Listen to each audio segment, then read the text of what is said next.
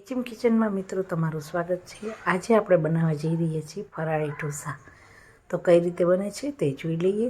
એકદમ જાળીદાર અને તમને બતાવું તો એકદમ ક્રિસ્પી પણ થયા છે અને બધી જગ્યાએ જાળી પણ પડી છે અને આટલા સોફ્ટ પણ લાગે છે।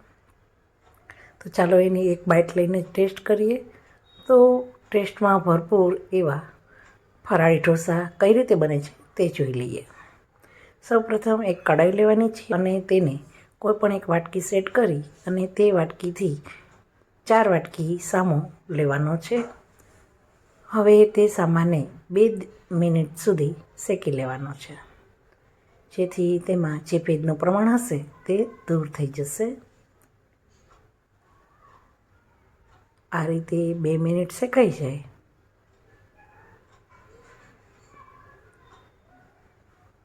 ત્યારબાદ તેને એક ડીશમાં લઈ લેવાનું છે।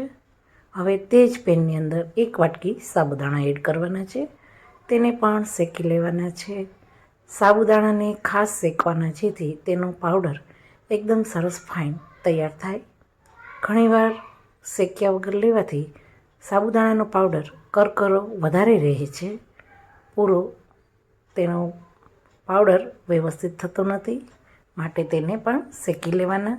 અને અહીં ઢોસા બનાવવા માટે જે માપ આપેલું છે તે ખાસ ધ્યાન રાખી અને તે જ પ્રમાણે 4 વાટકી સામો અને 1 વાટકી સાબુદાણા તે રીતે લઈ લેવાનું છે। તો સાબુદાણા શેકાઈ ગયા છે 1-2 મિનિટ, તો થોડા ઠરી જાય ત્યારબાદ તેને મિક્સર જારમાં લઈ અને તેનો પાવડર બનાવી લઈશું।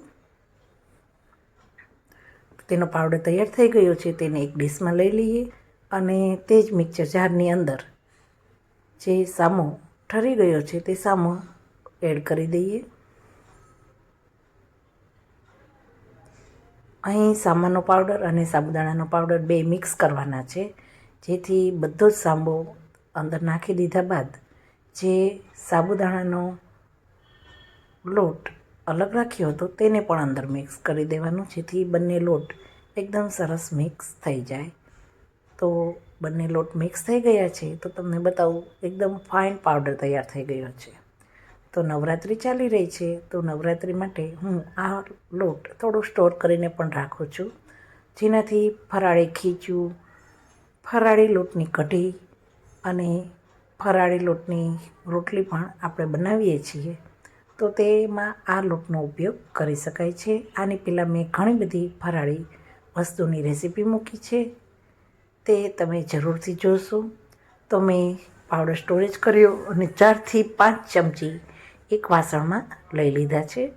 તે લોટને હવે છાશથી, ખાટી છાશ હોય તેનાથી આથો આવે તેની માટે 2 કલાક માટે પલાળીને રાખવાનું છે।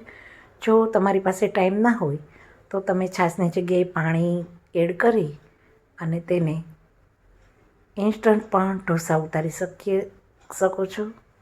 જે રવાના ઢોસા આપણે ઉતારીએ છીએ તે જ રીતે વધારે પાણીનું પ્રમાણ રાખી અને ઢોસા ઉતારવાના છે। તો આ રીતનું બેટર તૈયાર થઈ ગયું, તેને ઢાંકી અને હું રહેવા દઉં છું। તો ત્યાં સુધી ફરાળી સૂકી ભાજી પણ બનાવી લઈએ। તો સૌપ્રથમ પેનમાં તેલ મૂક્યું છે, તેલની અંદર વઘાર માટે જીરું અને લીમડાના પાન, લીલા મરચાં અને સિંગદાણા એડ કરવાના છે। લીલા મરચાં અને સિંગદાણા સતળાઈ જાય ત્યારબાદ તેની અંદર બાફેલા બટેટા એડ કરવાના છે।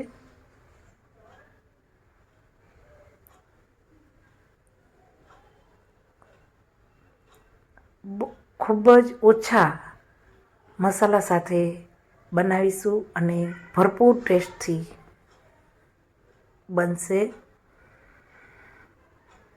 તો હવે બટેટા મિક્સ કરી તેની અંદર 1 ચમચી ખાંડ,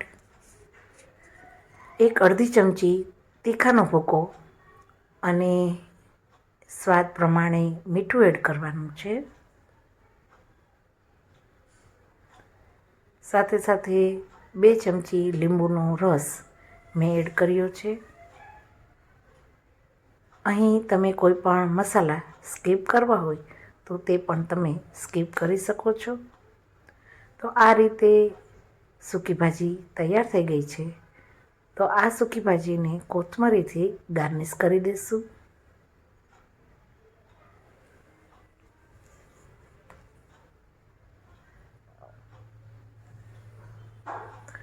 કોથમરીથી ગાર્નિશ કર્યા બાદ સૂકી ભાજીને એક બાજુ રાખી દઈએ અને જોઈએ તો આ તો ઘણો આવી ગયો છે. તો હવે તેને ચમચાની મદદથી સરસ મિક્સ કરી લેવાનું છે અને બેટર એકદમ સરસ તૈયાર છે, જેમાં પાણીની જરૂર નથી. આ રીતનું બેટરની તમારે કન્સિસ્ટન્સી રાખવાની છે. તો હવે લોઢી ઉપર તેલ લગાવી અને તેને આખી લોઢીમાં સ્પ્રેડ કરી દઈએ અને બેટરમાં મીઠું નાખી અને મિક્સ કરી લીધું છે. ત્યારબાદ આ રીતે ઢોસાને પાથરી લેવાનો છે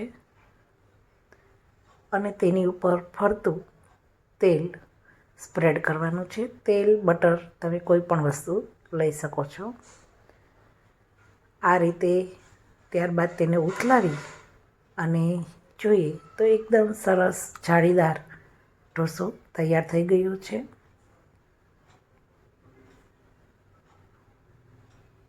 આ રીતે બાકીના ઢોસા તમે ઉતારી અને ફરાળી ઢોસાની મજા માણી શકો છો.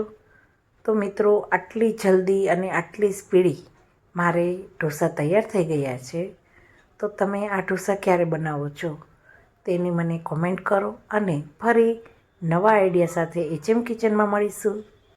થેન્ક યુ મિત્રો. તમને મારો વિડીયો ગમ્યો હોય તો તમે લાઈક કરો, શેર કરો અને નવા આવ્યા હોય તો સબસ્ક્રાઈબ અચૂક કરો.